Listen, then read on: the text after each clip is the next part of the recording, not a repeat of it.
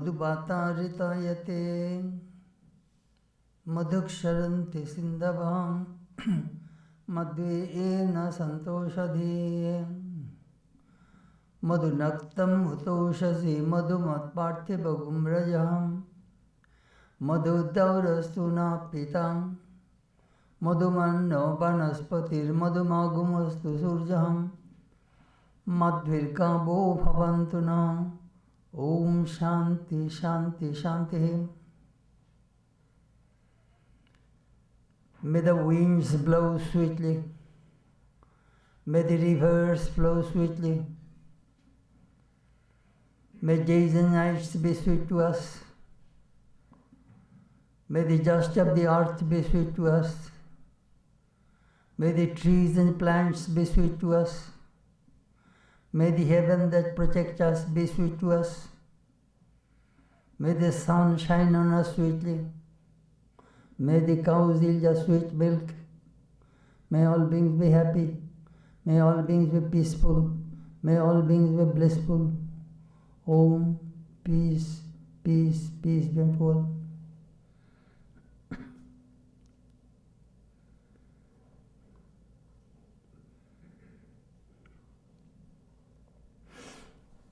Stories of the Vedanta monks.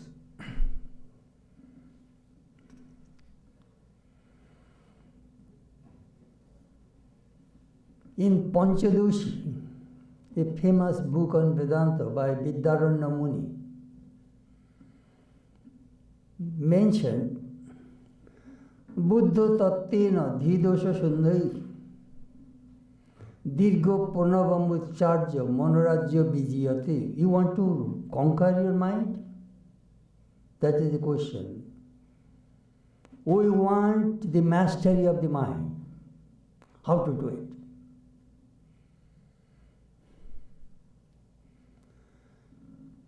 He suggested Buddha Tattvena.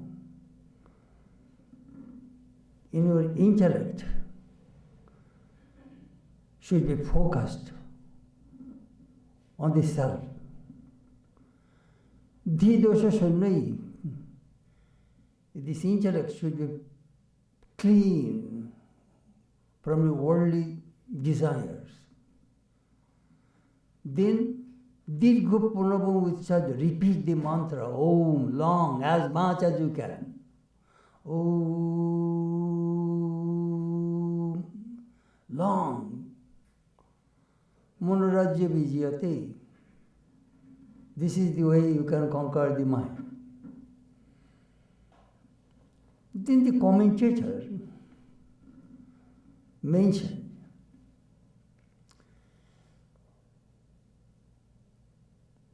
our mind goes out through the eyes, through the ears, through the mouth. Mind is going out. Look what he suggested. Here is a fort on the top of the mountain, very protected fort. The king and his people all are there. But the army encircled the fort.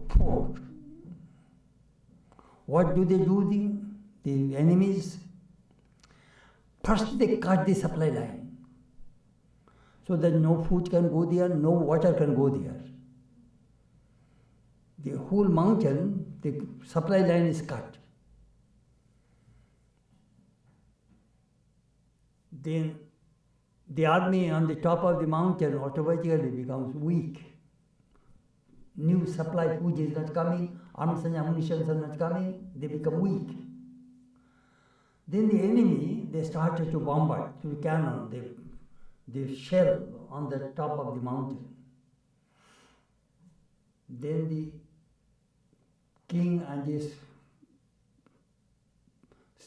protectors all surrendered. Look what he was talking about.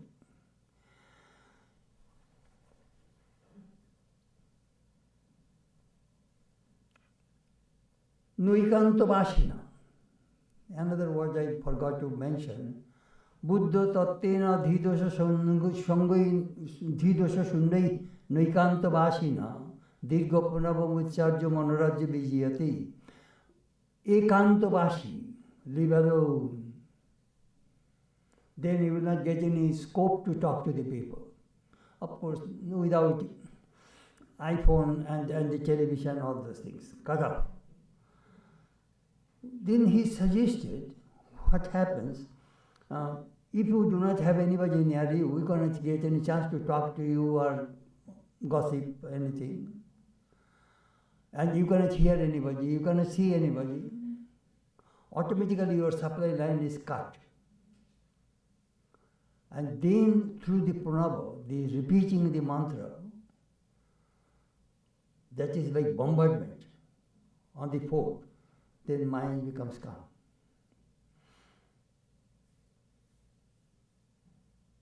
You know, we lived with some Swamis. I still remember, in the training center, we used to go to some senior Swamis who were attendants of Brahmananda, Shivananda. Swami Nirbanananda told a story that penetrates inside me. He went to Swami Turiyananda and said, Maharaj, we left home, leaving parents, family, everybody. But we have not seen God. Then Turiyananda said, listen, you have come under the Kalpataru tree. Kalpataru means wish fulfilling. You have come under the Kalpataru tree. The fruits are hanging. If you stay under this tree, one day you will get a fruit. That means God realization. And if you want the fruit right now, you will have to shake the tree.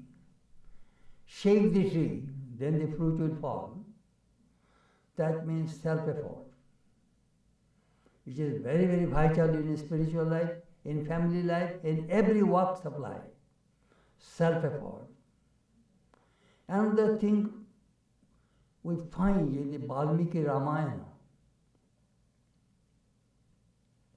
Swami Bhuteshanandaji told this story. His Sanskrit teacher was some Vidyanidhi, I forgot the first name. He was coming very, very poor family and no money to go to school. He went to Ishwachandra Vidyasagar, the great educationist, social reformer. He was resting, he was not well, resting in Uttarpada in a garden house. So this young man went to him and told him that his condition, that, you know, I have no money, but I want to go to school, the Sanskrit college. Could you help me? Vidyasagar saw that person was very sincere. Yes, I can help you. Vidyasagar fed this young man, gave him some money because he has no money to come by bus. He walked from Calcutta to Uttarpada, quite a distance. Then he said, I shall arrange your study in the Sanskrit college free. But listen, young man, let me tell you one thing. Utsahi balavan rajan, nati balavan arjya, nati utsahat param balam. This is my advice to you. It is in the Valmiki Ramayana.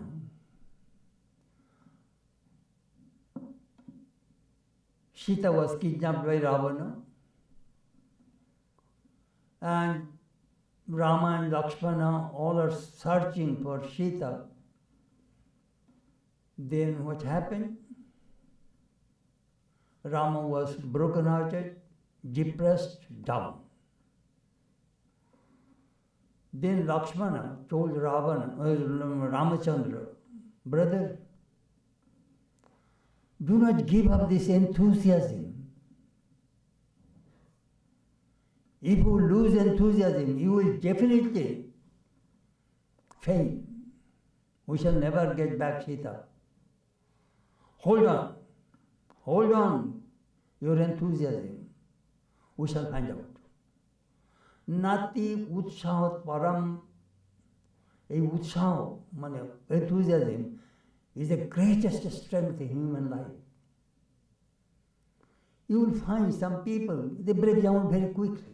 Never give up.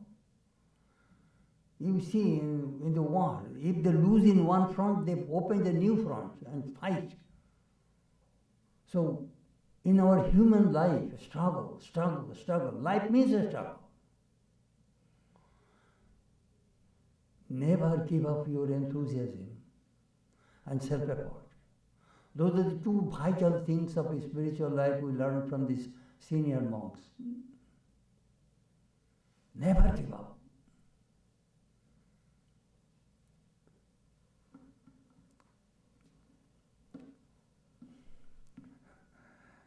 Somebody went to Swami Chetanananda and asked Maharaj, tell us the stories.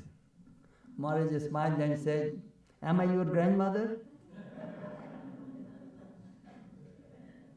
In every country, grandmother has all stories.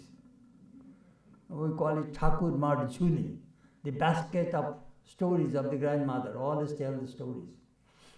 This storytelling is a very important tradition. It enlarges the imagination of the children. Nowadays that is lacking. The moment a child you give an iPhone, but imagination stops.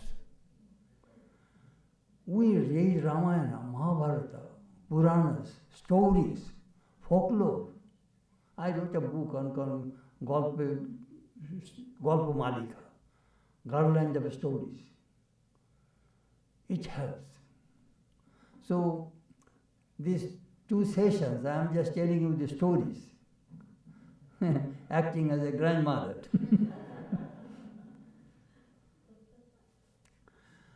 This afternoon I shall talk to you first Swami Ambikananda. Ambikananda was a son of Navagopal Ghosh. His mother's name was Nistadini Devi. They are householder disciples of Sri Ramakrishna. When Nistadini was pregnant, she went to visit Sri Ramakrishna and told him, showing her baby balls, when this one is born, I shall give to you. The child was born with a little baby, she carried with the swaddle cloth with Sri Ramakrishna. This is for you. Sri Ramakrishna took on his lap, caressed it. All right, raise this child, I shall take it at the right time. That boy came, he was born in 1884. And it was 90, later on he was visiting with his parents visiting Ramakrishna's disciples from childhood. Then I think 2004 he joined as a monk and became Ambikananda. He was a disciple of Swami Brahmananda. His stories I shall tell you today. How did he get these stories? It was in Banaras. I was visiting Banaras from 1950s. From 1950s to 1970s, 80s, we see a group of monks live there. We have a retirement home there. All senior monks, they are disciples of Vivekananda, Brahmananda, Holy Mother. They wanted to live in Banaras. That is our retirement home. Now we have 3 retirement homes. In Bedunmat, in Banaras, another in Alsur, near Mysore. So these old monks in the afternoon would sit in the Advaita Ashrama. In Banaras we have 2 centers, hospital and monastery. These monks used to tell their stories, their reminiscences. And Swami Dhiresananda used to listen to those stories and come to his room and he used to record. So This much, perhaps, this much is from Swami Chetanananda's diary. See, small letters I had to copy. And it is scattered on different days, different Swamis spoke. I'm just telling you how I prepared this manuscript from the diary. Very difficult. Anyhow, these Swamis used to tell stories. And Chetanananda was a very, very sincere sadhu and very taposhi and great scholar. I still remember, it was in 1977, I went to his room. It was evening, 8 o'clock.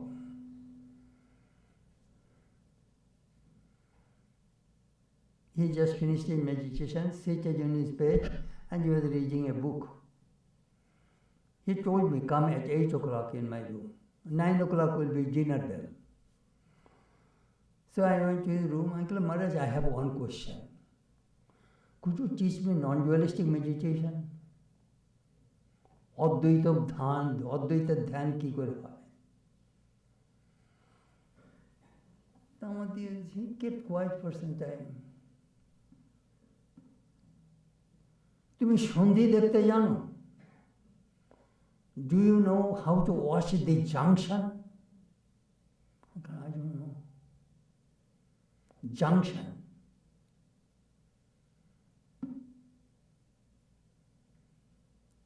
Have you seen a necklace? Yes.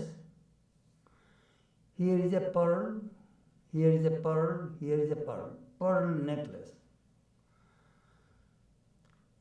You are seeing the pearls, but if you minutely watch, you will see all these pearls are tied with either a string or a chain, which is holding all these pearls, the necklace. You people, those who have necklace, you can see. In between, you see either a string or a chain holding the pearls.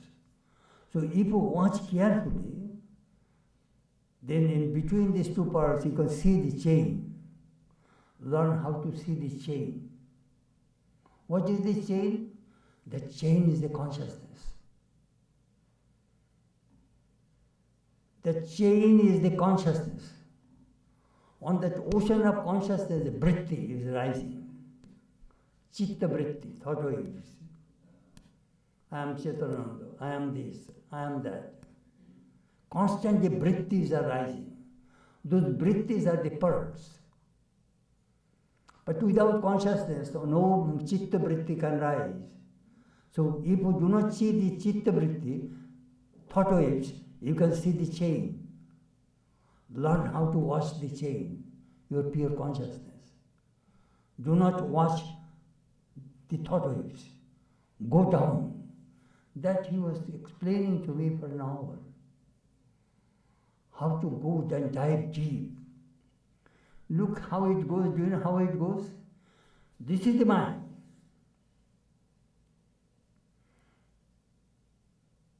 This is the mind is just like a dorpon. It is just like a mirror. When that mirror is outside, it becomes mind. And when the mirror goes inside, it becomes Atma. It is a mysterious phenomenon. Those who practice meditation, they know how it works. Let me tell you a story.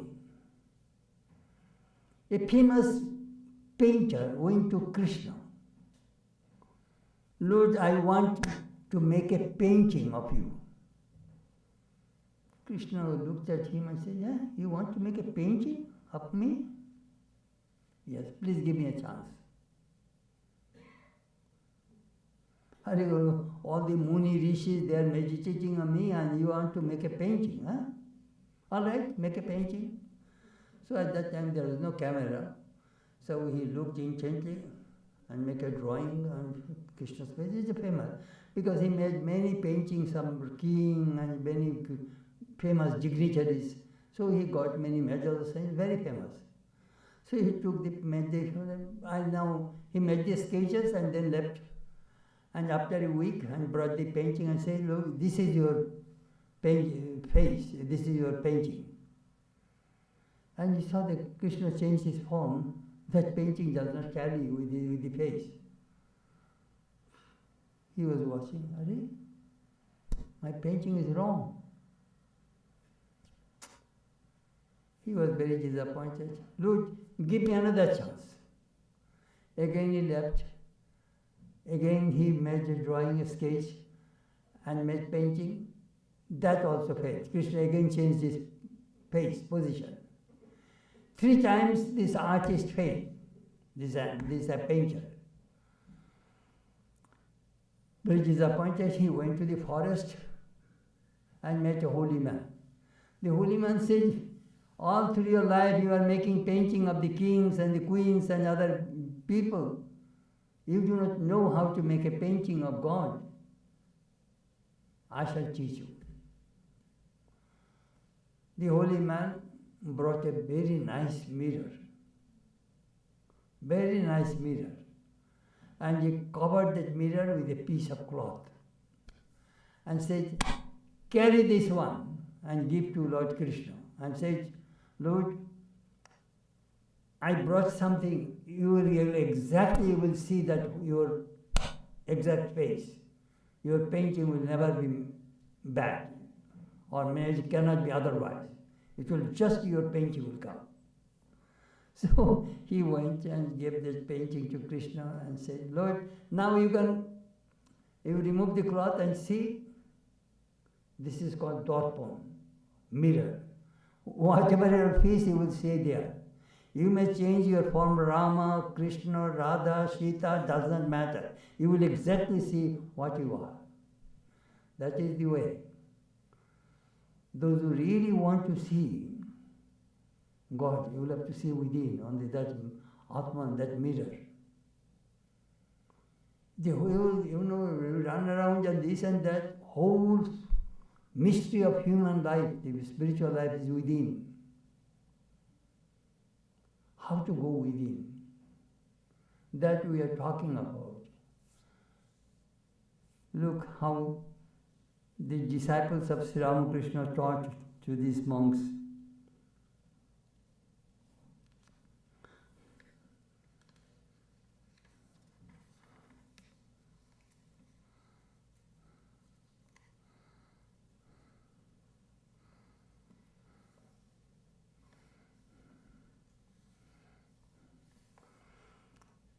Two young men came to Dakshineshwar to Sri Ramakrishna. Sir, give us some spiritual experience. Sri Ramakrishna looked at them. He wrote a mantra on the tongue of one of them. His name was Gopal. And immediately he had the spiritual experience, called ecstasy. So Sri Ramakrishna asked his friend, please take him to home. Their home was in Boranagar, a few miles away from Dakshineshwar. My goodness, his wife saw that his husband was like drunk, fully drunk. What happened? He does not talk, he does not eat.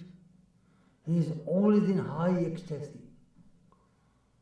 Then she came to know that he went to Dakshineshwar and Sri Ram, that Paramahansa did all these things to her husband. So she took another couple of women with her, and went to Dakshineshwar and told, where is Paramahansa? Sri Ramakrishna heard that the woman was shouting at him, yelling at him. What happened? That woman burst into tears. You ruined my husband's life. I have children who will look after my family. Sri Ramakrishna was a little bit nervous, he was thinking, my goodness, what to do? This woman is mad at me. So Sri Ramakrishna said, Acha, could you bring your husband back? So again she went home and brought her husband back.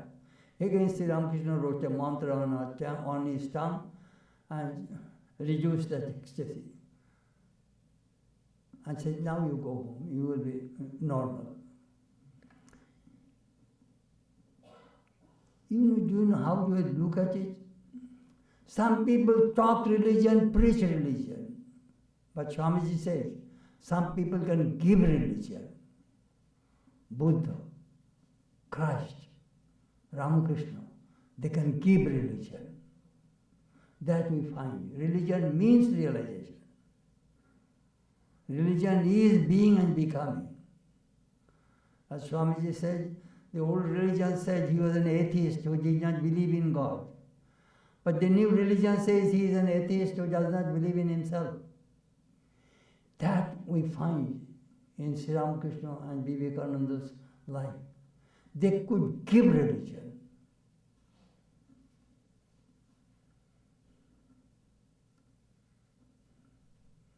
In that connection, do you know what Swami Sharadananda said? It is a beautiful story. It is says that it is Christ's story. A man has a garden, and that says that those who work in this garden, everybody will get 1 penny. So immediately people came in the morning, they are working whole day. And some people came late, at 4 o'clock, 5 o'clock, they also get 1 penny. So those who came in the morning, they complained. They worked very little and we worked whole day, the same salary. The owner of the garden said, I already declared, those who will work in my garden, they will get 1 penny. Whether you come early in the morning or late in the afternoon, it doesn't matter. Do you know what Swami Sharadananda said? We think those who came to Sri Ramakrishna, his direct disciples, Sri Ramakrishna took care of them.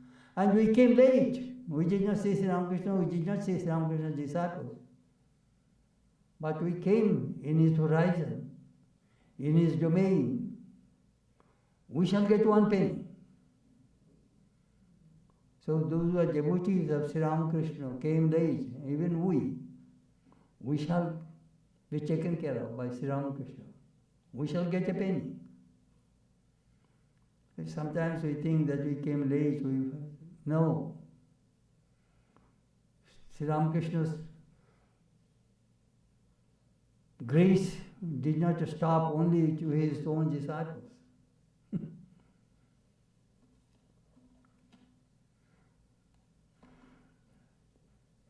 Swami Vivekananda told this story. One day my mother went to Dakshineshwar. Sri Ramakrishna told her, listen, in my room there is a cat, and the cat has a few kittens.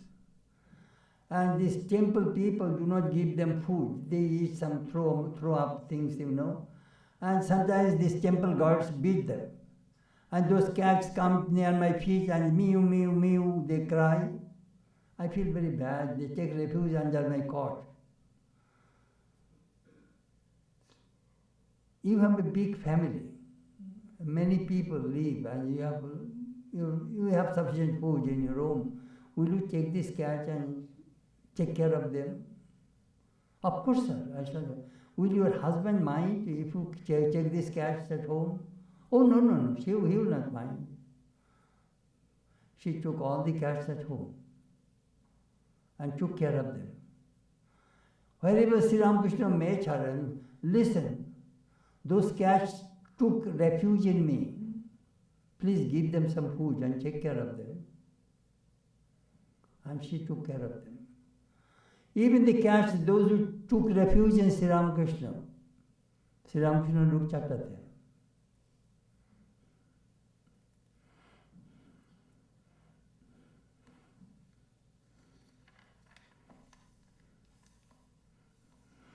How the illumined soul works. Swami Brahmananda was the president, Belur trustee meeting, Swami Sharadananda was the general secretary. So they passed a resolution and needs the president's signature. Swami Brahmananda said, not today. After 2-3 days, no, I don't feel good today. He would harass. Maharaj, it is very urgent, we need your signature. All right, bring the pen. They brought the pen. I don't remember the spelling of my name. It did not sign. They knew that he will not sign until he get command from Sri Ramakrishna. They have so much faith. He has a direct connection with Sri Ramakrishna. Maharaj, nobody can change his mind. Later he signed. This shows that this illumined soul, how they live in this world. Then somebody says, Maharaj, you have now diabetes, you cannot just eat any more sweets. Swami Brahmananda said, not only I can eat sweets, I cannot speak even sweet words, that will increase my diabetes. Very funny. Swami Chetanananda told another story. He needs brahmacharya vows. So he went to Swami Brahmananda. Brahmananda said, I can give you vows, but you will have to pay 108 rupees. I cannot give free. Maharaj, I am a poor brahmachari, I have no money. Oh, you have no money? No. But you work under Sharadananda, he is a general secretary. He has a lot of money. So get money from him. So again he came to Udbodhan. It is Brahmananda lived in Belur Math, the other side of the Ganges. So he came to Sharadananda. Sharadananda said, you go back again and tell Maharaj, Swami Sharadananda, all money of the Ramakrishna Math mission belong to you, because you are the passenger. So again he went to Belur Math. Maharaj said, well, where is the money? But Swami Sharadananda said, all money of the Ramakrishna Math mission, even Swami Sharadananda, belong to you. Oh, did you bring anything written from him? Well, no. Go back. I need written. Oh, phaka kothay kaaj hobe na. Empty words I do not believe. I want written documents. Sharadananda wrote it. Again came. Sharadananda said, all right, I shall go to Maharaj. Then he went and Maharaj gave him brahmacharya. How illumined soul functions in this world. He used to sometimes live in Calcutta in Balaram's house. What happened? Somebody gave a bear coat, bear skin, some kind of overcoat. So he covered his face and he was frightening the little children of the Balaram's family. Some ran away crying, but one little boy said, I know you are our Maharaj. He grabbed Maharaj's feet. And Maharaj grabbed him and showed his face. Then the children came and said, Maharaj, you are giving mantra to everybody. Will you not give us mantra? Maharaj said, what kind of mantra do you want?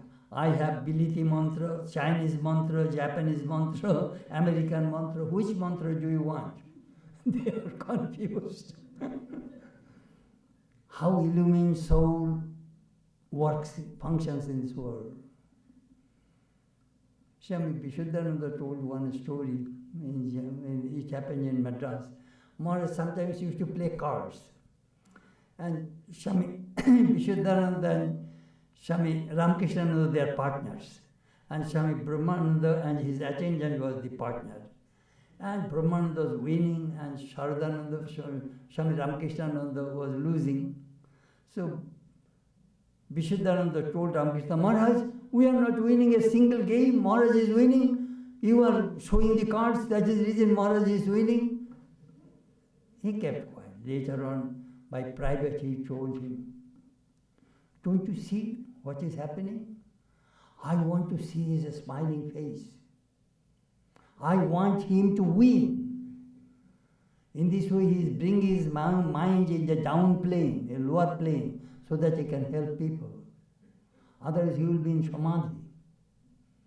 He is bringing his mind in the lower plane by playing cards, catching fish, and making jokes. He is bringing his mind down.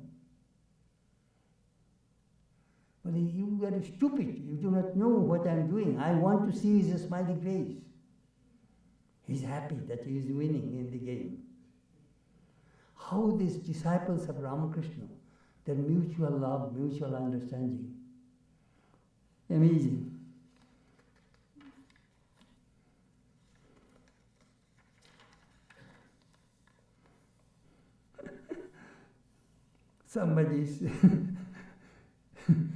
Somebody came to, it was 22nd April 1953.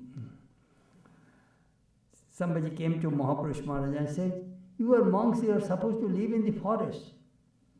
What? Forest? Only the wild animals, the januars, the animals live in the forest. We are monks, we are human beings. Why should you go to the forest? Funny. আমরা কি জানোয়ার যে জঙ্গলে থাকবো?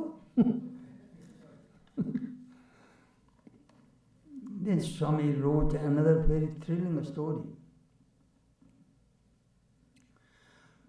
Swami Turiyananda and Swami Brahmananda are staying in Kusum Sarovar. Kusum Sarovar is between Vrindavan and Shamkunja Radhakunja in middle. In that Kusum Sarovar, the owner of that lake and the palace is the king of Bharatpur, Raja. He is the Raja of Bharatpur.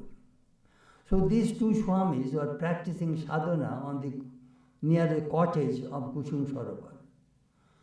One day, the queen, Rani, got the news that two great monks are living there. So she sent some laddu, sweets. Brahmananda opened one of the laddu and found inside the laddu gold coin. All laddus inside gold coin. He opened it, immediately closed it. And then told Turiyananda, brother, we shall not stay here anymore. We must leave tomorrow. This queen is trying to trap us. Because our name, fame has spread in this area. So we must leave this place. Amazing that how Sri Ramakrishna's disciples conquered this last wealth, name, fame. They are real monks.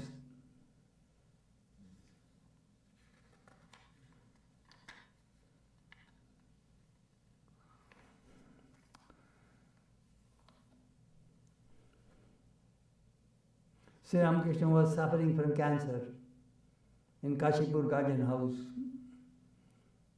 eating only farina pudding and barloo and milk, thickened milk. No solid food can go inside. But Nistadini, Swami Ambikananda's mother, he made some shandesh. Sri Ramakrishna was very fond of her shandesh. So she made some shandesh and went to Sri Ramakrishna. Sri Ramakrishna said, what did you bring for me? Master, I brought some shandesh for you. All right, feed me. He opened the mouth, he put one shandesh. Sri Ramakrishna was a hard struggle to swallow it. Whole throat full of cancer. Are you happy? No. You eat one more. Sri Ramakrishna took another. Are you happy now? No. You are hungry. You should eat one more. No.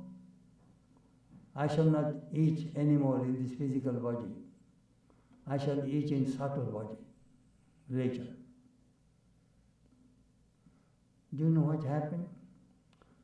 Nistadini died, I think, 1932.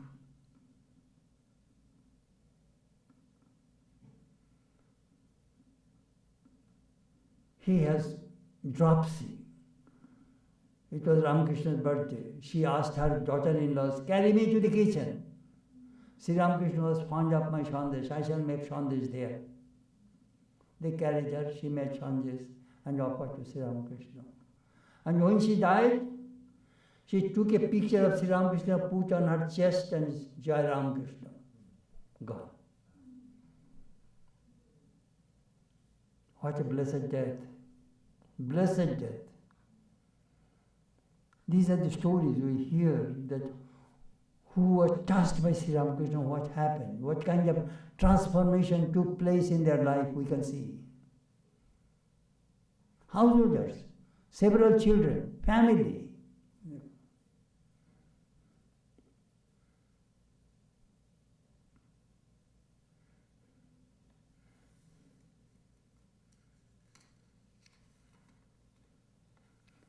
A man came to Dakshineshwar and asked Sri Ramakrishna, is this image Kali is made of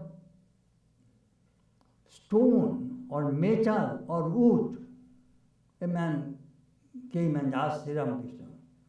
Sri Ramakrishna did not answer. He entered inside the temple and pressing mother's arm. Mother's body is soft and this fellow says it is made of stone. Like human flesh we touch, it is soft. You see, to us it is a stone. To Sri Ramakrishna it is a living, gorgeous, chinmayi, full of consciousness. Bole Shala bole, it's a pathorer murti. My mother is living.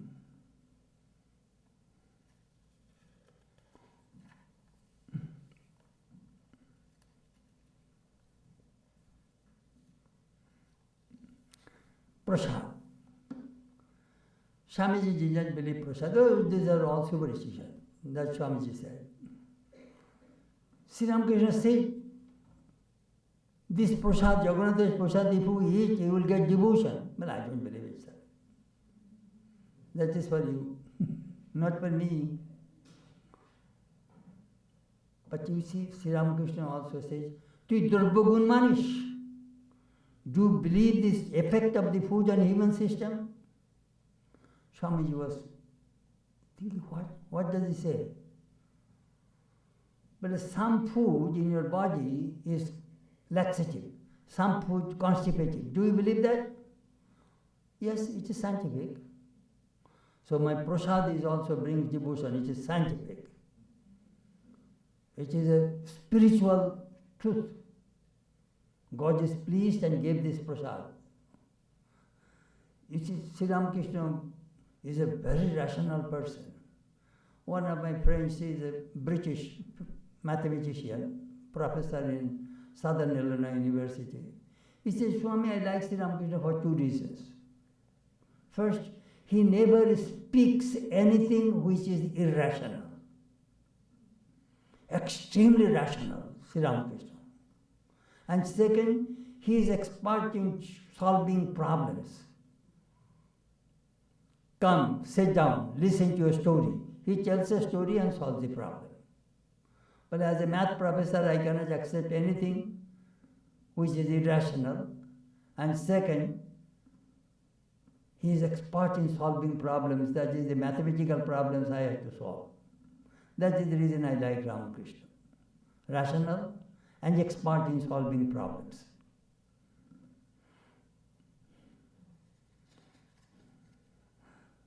Do you know how Sri Ramakrishna said? Sri Ramakrishna put Jagannath, the dry rice, put into sandesh and gave to Swamiji to eat, so that he can have a little devotion.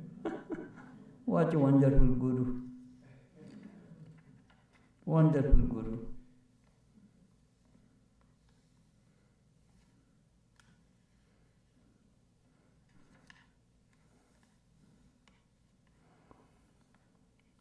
Another interesting story Swami recorded. Swamiji used to smoke, Habal Baba. Swami Brahmananda, Swami Shivananda, Sharadananda, they used to smoke.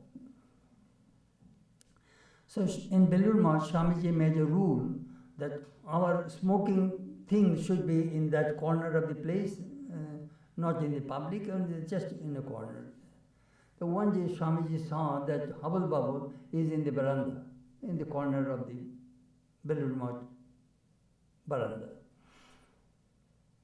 Then Swamiji said, "Who put this hubble bubble here?" Then somebody says, Swami Shivananda, Mahapurush Maharaj. And Mahapurush Maharaj is 9 years older than Swamiji. He was born in 1853-54 and Swamiji was 1863. Swamiji said, "Please call Mahapurush." Swami Shivananda. He came. Tarabda, we made a rule that Jagar jinis Jagaratha. The thing which is in the place, you will have to put this thing on the same place. It must be very organized, orderly. Then Swamiji, you know what Swamiji did? Swamiji was an angry person. he took the coconut shell, that hubble bubble, he thrust and broke on the floor and told Mahapurush Maharaj, "Now you go, beg money and buy a new hubble bubble and put it into the proper place." Just to demonstrate how in the monastery one should behave. In that connection, I shall tell you another story of Chetanananda. Some young boys came to Dakshineshwar and they wanted to make a picnic. And they did not bring any knife to cut vegetables. So they came to Sri Ramakrishna's room and asked Master, "Could you give a knife? And we shall cut our vegetables. So we have come here to picnic in Panchavati." Sri Ramakrishna said, yes, I shall give you the knife, but on condition you will have to return." Yes, of course we shall return. Again Sri Ramakrishna repeated 3 times. Then Chetanananda said, "Why Master is repeating 3 times? He said they will bring." Sri Ramakrishna did not say anything. In the evening, they did not bring the knife back.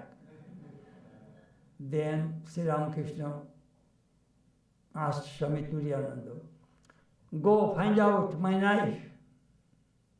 He went there, could not find it. "You will see the peels of the vegetable somewhere in the dump. You go there." There he found the knife. He brought the knife, washed it. He was trying to put somewhere. "No, you must keep that knife on the brick of the southwest corner of the leg of my cot." His bed is still that generally on the floor there is 1 or 2 bricks because they wash the floor, otherwise your wood would be rotted. So you will see the Sri Ramakrishna's picture of the Sri Ramakrishna's bed, you will see 2, 3 bricks are there, above that his bed. So on that corner on the brick, this knife, that is its place. You must keep it there. Do you know why? I get up 3:30, 4 o'clock. I need that knife to cut my twig. I brush my teeth. The twig, that I cut. If I do not get my knife, I will be disturbed. I have no electricity, no light. I exactly know where my knife is. This is the way Sri Ramakrishna used to train his disciples. Many times you see we are very unmindful, we scattered everywhere. Where is my key? Where is my key? Where is my key? Where is my this thing? Because we have not learned the thing which is its proper place you will have to keep. This is the way, little things Sri Ramakrishna, how he was very particular. Not only he taught how to realize God, but these things also he taught.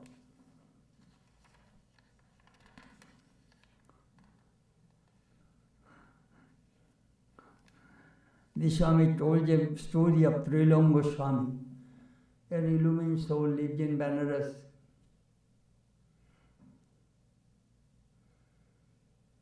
He was going to see Vishwanath. And all of a sudden he found a man poor man was selling switch cards by the side. He went there and said, "What? You get out. You leave the place." Then Kutulunga Swami, the illumined soul, sat and started to sell the cards for that poor seller. And everybody was, "Hey, we shall buy." Some people are giving 5 rupees, 10 rupees. And he was selling the card. And then when heaps of money he got, he gave that, or is the owner, "Well, you now enjoy it." Then he again left. When the illumined soul behaves in this world sometimes in a different way. It is in Benares. One day Swami Brahmananda went and he found the sweeper who was sweeping with a broomstick the courtyard of Vishwanath temple. Swami Brahmananda gave a little coin to the sweeper and took the broomstick and he cleaned the whole courtyard.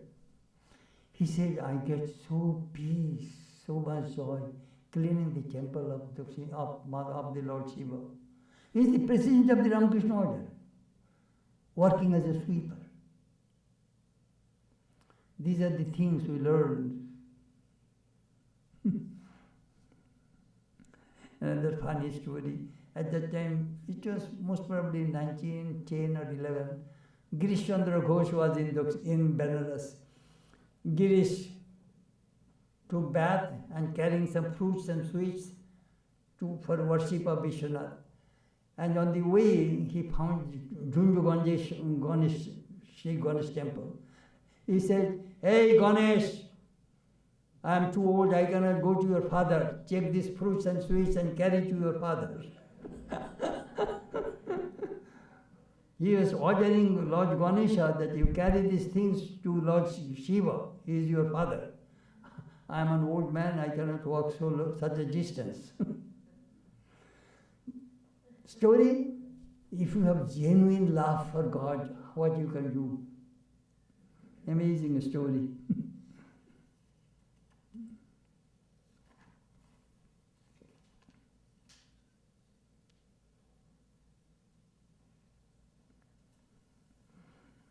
In Kashipur, Sri Ramakrishna beard grove. Doctor says, "I cannot see your wound properly. Please trim your beard." Sri Ramakrishna could not shave beard, his skin is so soft. So Latu Maharaj brought a dull scissors and started to cut Sri Ramakrishna's beard. Sri Ramakrishna, "Oof, oof, what are you doing?" Then he said, "Wait. When I shall give signal, at that time you cut my beard, trim my beard." But he withdrew his mind, then he trimmed his beard. He told some Advaitananda who was cleaning with a swab his throat, "Oof, pain." "Master, it is the order, it is the suggestion of the doctor, I have to clean your throat." "All right, before you do, first take my permission. And then you clean. At that time I shall withdraw my mind from the body." Oh, those things only we find in Ramakrishna. He can separate his mind from the body in no time.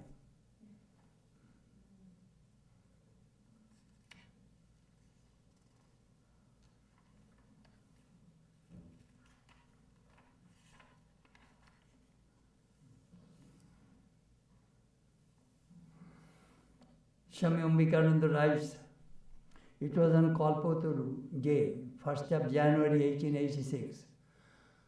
My father went to Kashipur in the evening.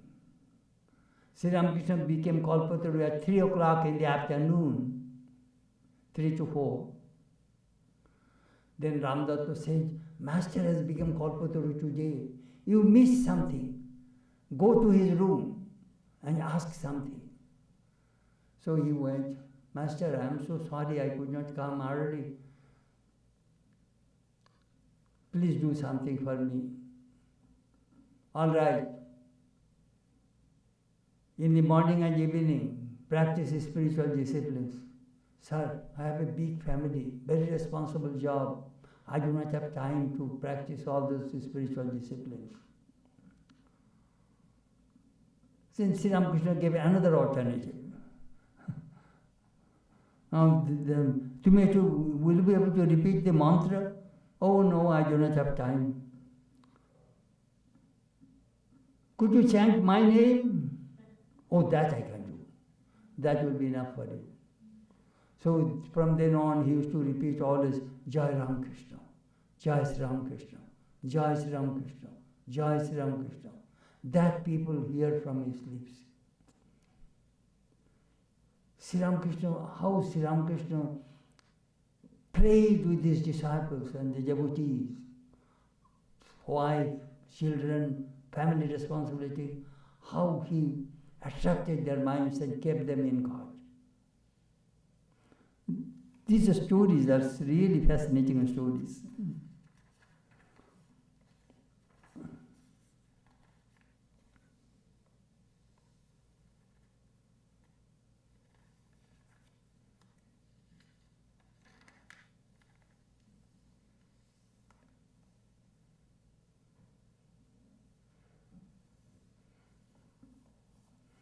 Swami, how to serve the Guru.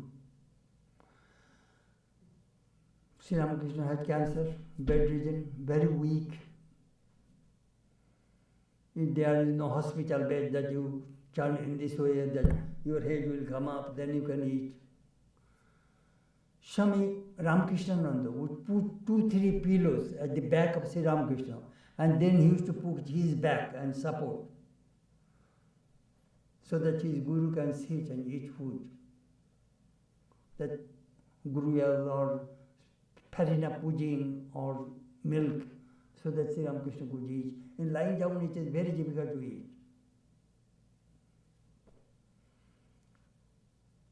Swami Chetanananda told me another story. Sri Ramakrishna, in his room, they brought a commode, manual commode. So Swami Ramakrishna, at night time, winter, he went to empty and clean the toilet. And he found, when he returned, he saw Sri Ramakrishna was crawling on his on the floor. And he was pulling, on the wall there, the shawl hanging. So he was pulling the shawl, Sri Ramakrishna. Master, you were in cold. Why did you not ask me? I will bring the shawl for you. Oh no, that shawl is not for me. I saw you do not have any warm clothing. Your half dhoti around the waist and another half above on your shoulder. So you are in cold. For you, I am trying to get that shawl for you.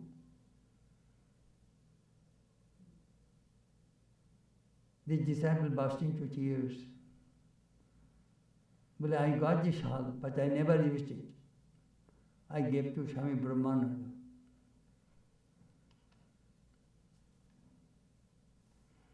Amazing those stories, you know.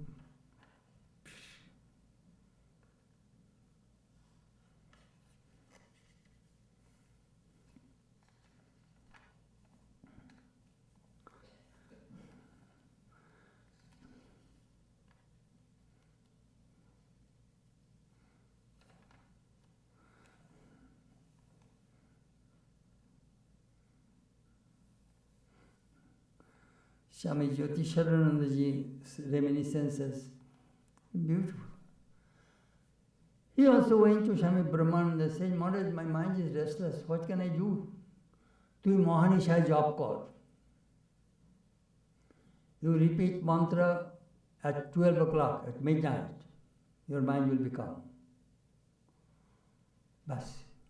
We have seen, even when we are in training center, my room was above his room in trustee building. We saw in midnight there was a light in his room. Without repeating mantra at midnight, he did not go to bed. Guru Radesh, the order of the Guru.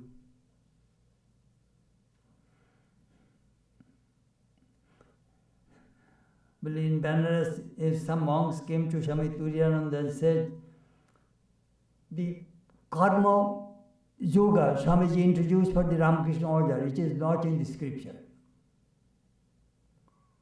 What is the karma yoga? Serve human beings as God. Because God dwells in all human beings.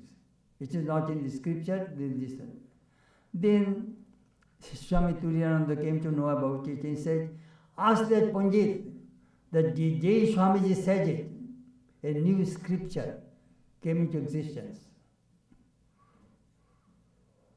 Nutun Shastra তৈরি হয়েছে. Swamiji was a perfect human being. He was perfect in every respect.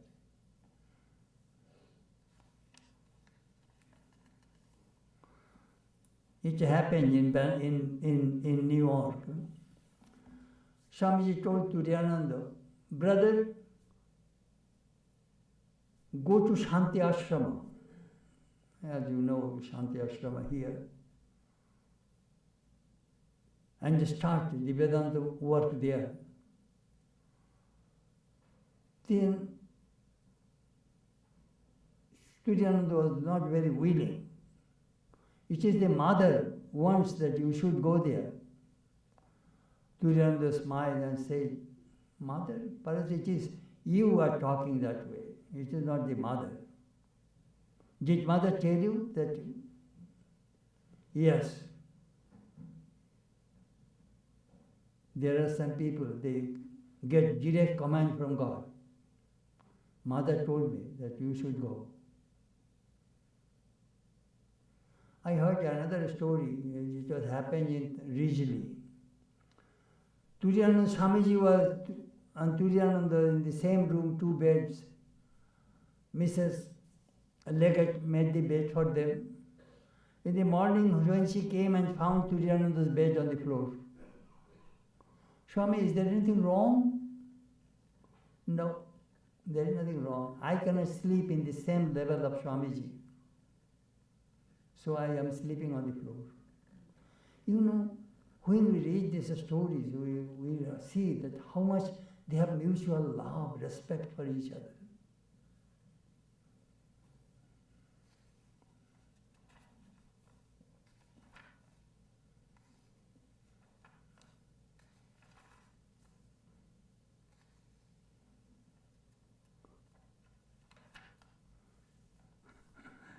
Maharaj's Swan.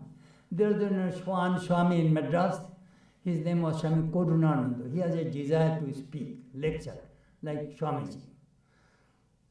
So Maharaj, I do not know whether it is Madras or Belur. Anyhow, Maharaj says, all right, then you will have to dress like Swamiji, make a turban and dress like Swamiji. So he dressed. And Maharaj invited all monks and devotees should come there, and Swami Vigyanananda will preside. And Maharaj sat there, everybody ready.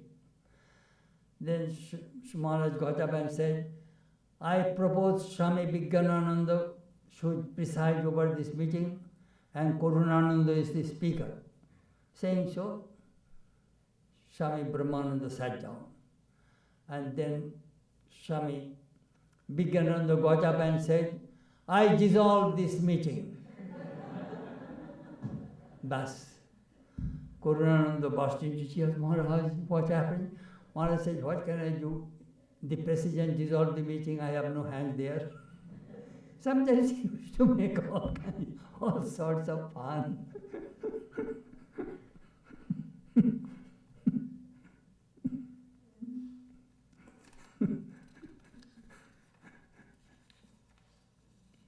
Prakashananda. I remember Tapashishwarar Maharaj. I interviewed him in 1977 in Benares. Maharaj, tell me something. You lived with Swami Turiyananda for many, many years in Concord, in Benares. Yes, yes. We are going to Hardwar, Brahmakunj, where the people go and bathe. It is a very holy place. So on the way, I saw a person was frying jalebi. Jalebi. But seeing that thing, Swami Turiyananda shouted, "Jalebi, jalebi is our goal." But what do you mean? But ঘিয়ে ভেজে চিনি রসে ডোবাও, মানে batter, you see how they put it into the hot oil or ghee. They put it there, and then when they're fried, then they take it out and soak into syrup. That is jalebi. But that is our goal. ঘিয়ে ভেজে চিনির রসে ফেলো, fried in ghee and soak into syrup. Jnana Mishra Bhakti, have knowledge and soak into devotion. That is Sri Ramakrishna's ideal. Knowledge and devotion should be together.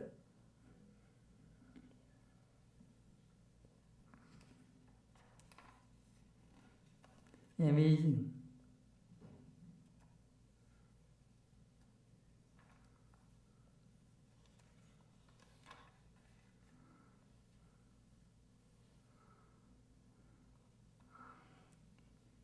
Swami Chetanananda ji also told this story. Here, Swami Gangananda was telling the same story. It was in Belur Math. Swamiji was studying something in his room. 9 o'clock at night. The dinner bell was gone. The disciples are seated in the dining hall, waiting for Swamiji. He did not come. Then Brahmananda asked Swami Subodhananda, Khoka, he was called Khoka Maharaj because he was the youngest among the disciples. Khoka, you go and bring Swamiji there, here. Khoka Maharaj went there, he saw his large 2 eyes are studying. 100% concentration. Khoka Maharaj saw it, and from the back, he just closed Swamiji's book. Then Swamiji looked at back, "Hey rascal Khoka, where I was reading I don't remember." Swamiji, "I know the page number. I shall show you where you are studying. Let us go. The dinner bell is gone. We will have to come. All are waiting for you. All right, let us go." What a beautiful picture of these Jari disciples, how they work, you know.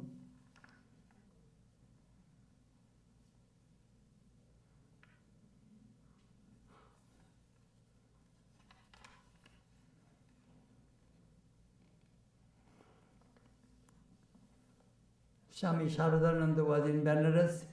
Some people came and asked, "Maharaj, it is in the Kashi Khanda, it is in Puranas, that if you die in Benares, you will get liberation." I remember in 1970, I told that thing to a monk, "Maharaj, do you believe that if a person dies in Benares, he will get liberation?" He scolded me right and left. "We are old people, we are waiting here to die, and you are a young man, you have come here to confuse us." Uncle Maharaj, I am not confusing you. The scripture says that without the knowledge of Brahman, there cannot be any liberation. And you say if you die in Benares, you will get liberation. How is it possible? Then the Swami said, "You are right, I am also right. Uncle, both cannot be right, Maharaj." Then he said, "Lord Shiva gives knowledge at the final last time. So we will be saved. You will not have to worry for us." So Sharadananda was asked, "Kashi Maranat Muktihi, Jnanat Muktihi." In the Kashi Khanda, the scripture says, if you die in Benares, you will get liberation. But the scripture says, liberation comes from knowledge. What is the solution? And Sri Ramakrishna said, those who die in Benares, they will get liberation. Holy Mother also said that. So Sharadananda replied, "You know, Lordji is the creator of this whole universe. If he can make Benares free from Bimukta Nagari, a place for liberation, it would be all right. But Swami Shuddhanandaji made another remark. He said, if I had that faith, I would come here and commit suicide. Instant liberation. I shall go to Benares and commit suicide. Then I will be liberated. Because when people die in Benares, funny stories we used to hear from the monks.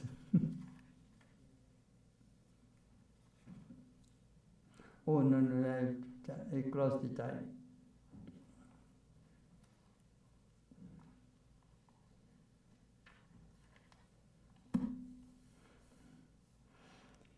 Anyhow, you will be happy. The stories I said, this book has been translated and edited. Now it is in the process of typesetting, and then it will go for indexing, and then it will go to the printer. So this book you will get hopefully sometimes next year. It is done. Now you can ask me questions, please.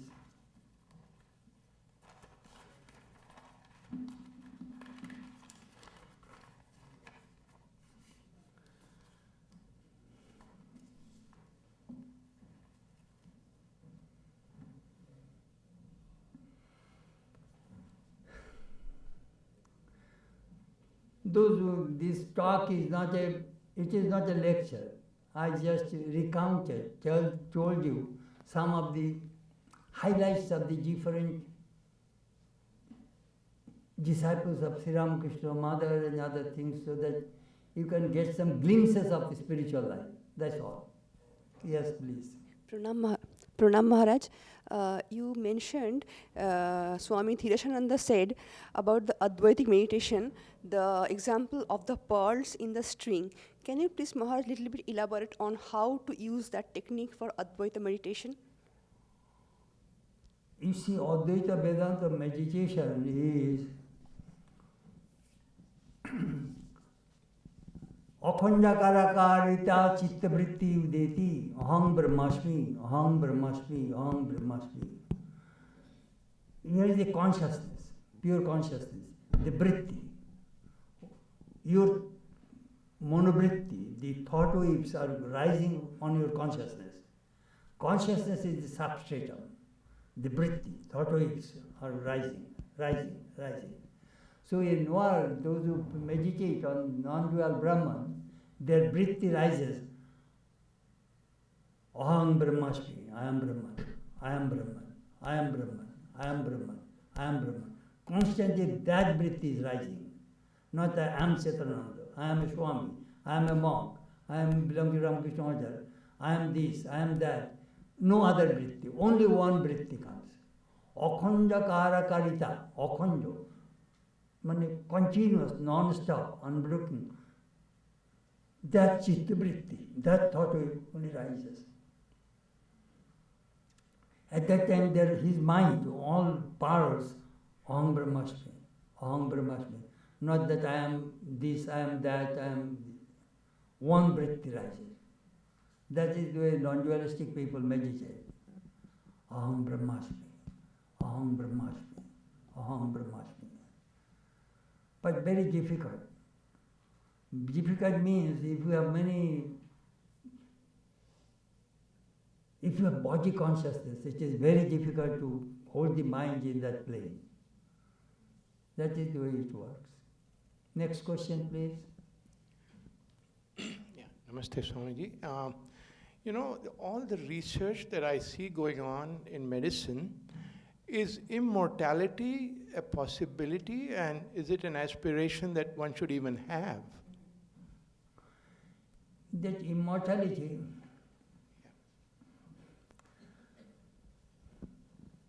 we used to read logic. Man is mortal. John is monk, Jack is monk, Jack died, John died. These people die, so all are human beings are mortal. Deductive, inductive logic. That is the way we learn logic, Aristotelian logic. So this immortality in this world, Jagat, comes from Gam Dhatu. Gam Dhatu Shatri is called Jagat.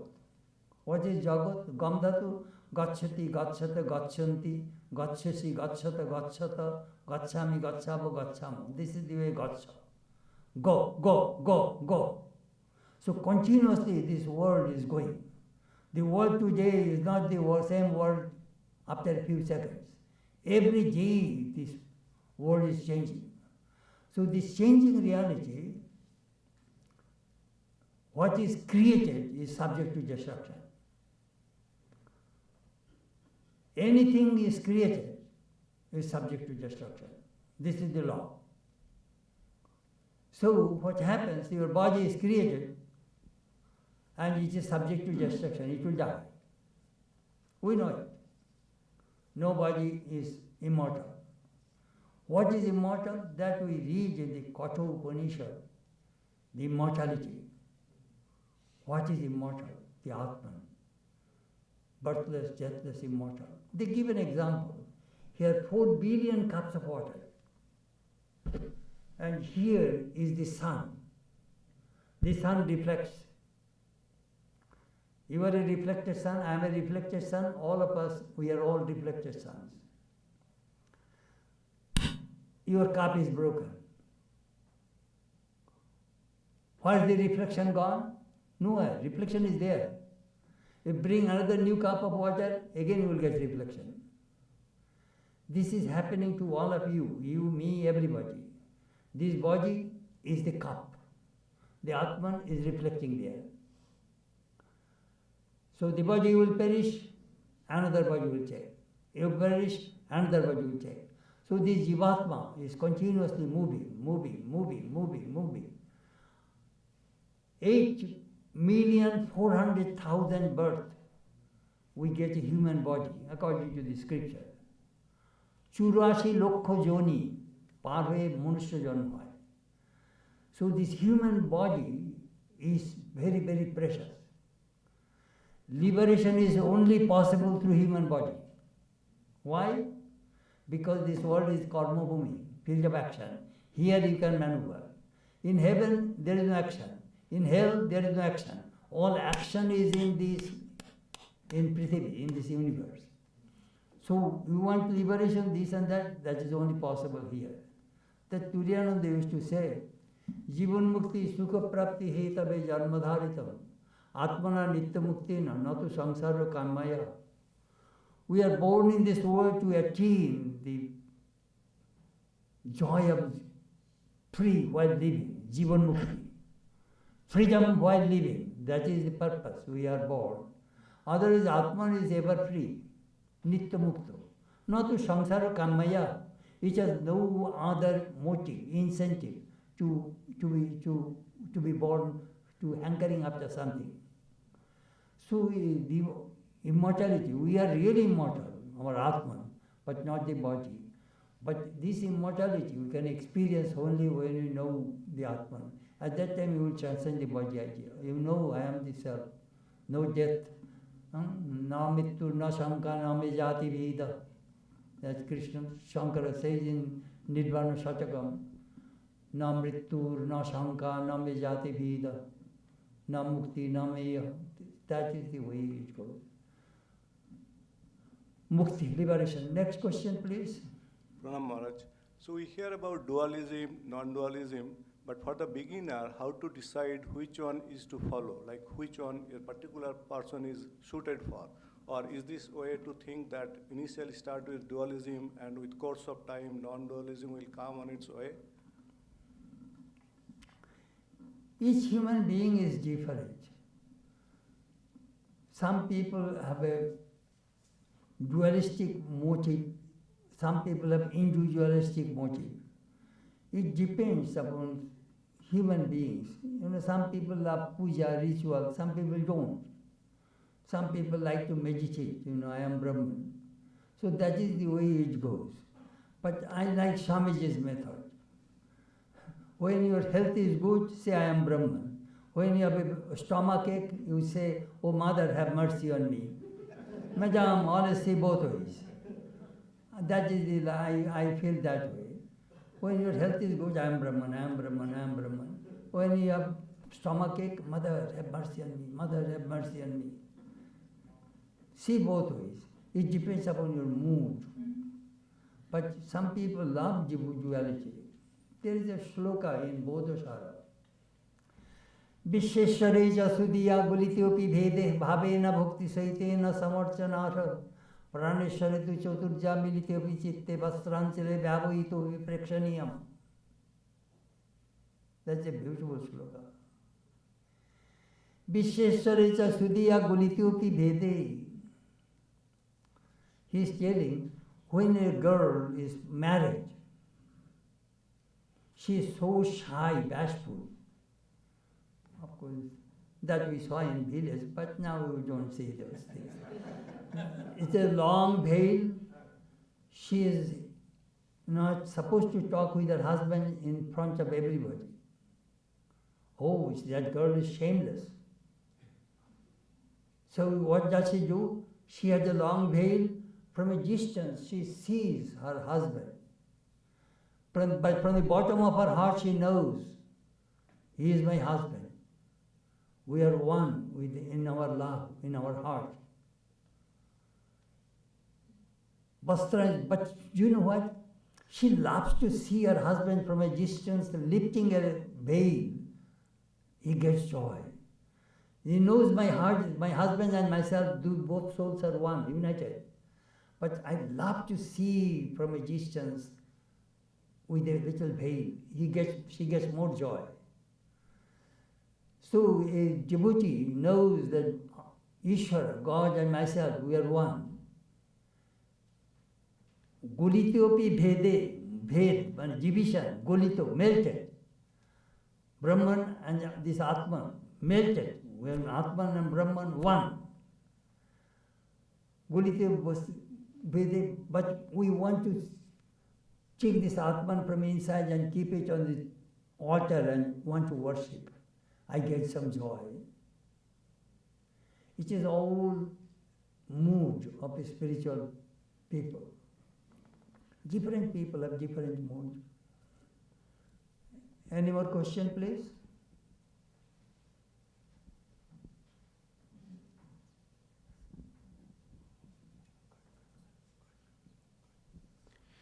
Pranam Maharaj. I have a question based on a very famous proverb of Swamiji that arise, awake, and stop not till the goal is reached. Now, if we try to implement that in our everyday life, sometimes we might be feeling down, or sometimes we might be feeling overwhelmed. So, how do we implement that and get back to reaching the goal, when we encounter these circumstances? You rephrase your question a little bit more clearly. For example, say I have a goal of reaching a certain point in my career, but in a way, during every day, I might be feeling down. Say sometimes I might not be feeling to get up and work, or sometimes, or on some days I might be feeling good. So, how do we deal with this? This difference in or the overwhelmed situations. You remember the very beginning today I talked about it. Never give up your enthusiasm. If you give up hope, Swamiji was sharing his disciples in thousands and never give up hope, you will see the light. Hope. 3 things are vital in human life. Think of this. First, faith, hope, and love. If you do not have these 3, you will be miserable. Hope, expectation, I shall get up from, otherwise you will not get up from your bed. No hope. Faith, without faith you cannot function in this world. And love. These 3 things are vital in human life. Sometimes a person came to me and Swami, I don't believe in God. I'm an atheist. I go, really? But you have faith in your wife. You know when you are sleeping, she will not come, she is not going to cut your throat. That faith you have in your wife. And you do not have faith. You have faith in the airline pilot. You know he will not bring the plane down. You have faith in the surgeon who is going to do your gallbladder surgery. You know he is not going to kill me.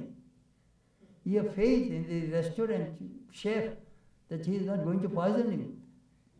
And you do not have faith in God. That's all. Without faith you cannot live in this world. Faith, remember these three words: hope, faith, and love. Without these three, human beings cannot function. If I have no faith in my wife, my life will be miserable.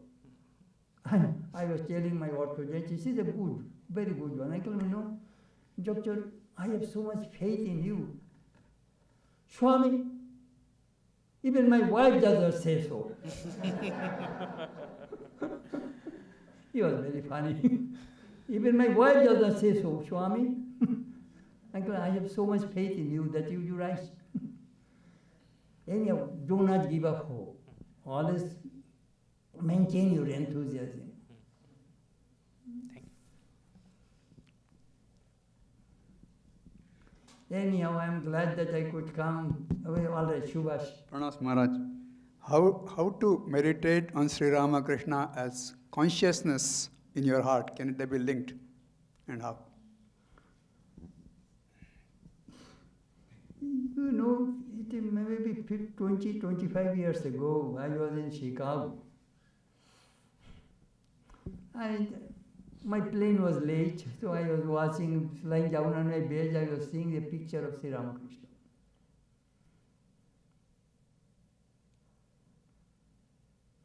Then an idea came, just seeing the picture of Sri Ramakrishna.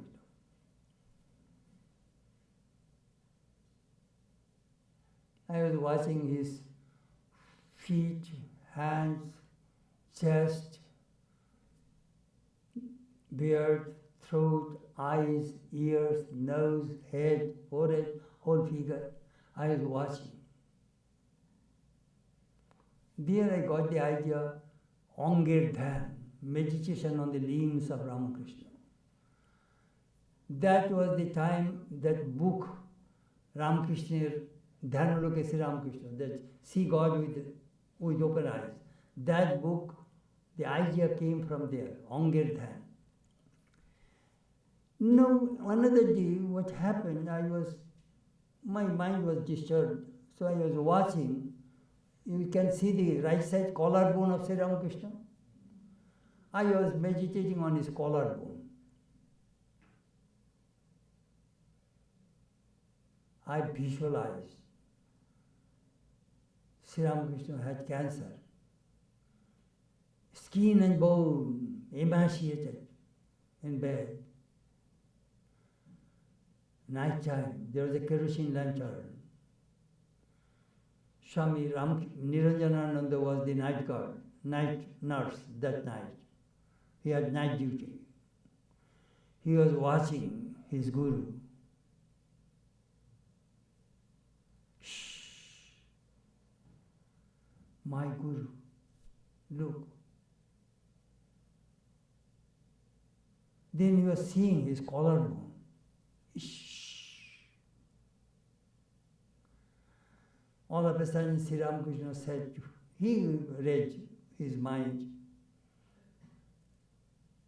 Niranjan, if people see me in this condition, will be liberated. They will not have to practice any japa and meditation, no spiritual discipline necessary. Just seeing me, they will be liberated. But do you know what will happen? If many people see me, I shall not live long. I shall depart from this world very soon. But he took a bamboo pole and at the gate, he was on duty. But I want to let new people come and see the master, so that my guru can live long. You know that I only watched that collarbone, and 20 minutes I was glued, my mind was glued with Sri Ramakrishna. If you read, I tell you one thing, Ramakrishna Angorthan, meditation on his mind, meditation on his qualities, meditation on the places he lived. If you read how many types of meditation I connected with Sri Ramakrishna. If you really disturb when meditation is not working, read that book. I showed 28 kinds of mind of Ramakrishna. How many kinds of mind you have? All I quoted from the different books and this and that, really you can feel it. How Swami Madhavanandaji used to tell the story. You make a painting. How do you make the painting? You are an artist. Here's an easel and here's the canvas. First, with the pencil you draw. Eyes, head, ears, facial formation, chest, hands. First, the artist does the pencil sketch. Then, with the brush, he puts the paint. So when you meditate, see every limb of Sri Ramakrishna's body. From feet, from toe to head. Every limb you watch carefully. And then close your eyes, and then you will see the whole form. This is the way. We are very lucky that we have the photographs of Sri Ramakrishna. Exact photograph, how he looked. We do not have pictures of Rama, Krishna, Buddha, Jesus. No other avatars have photographs through camera. Camera does not lie. We are great, fortunate that we got Sri Ramakrishna's photograph. Exactly we know how he looked. All right, thank you everybody.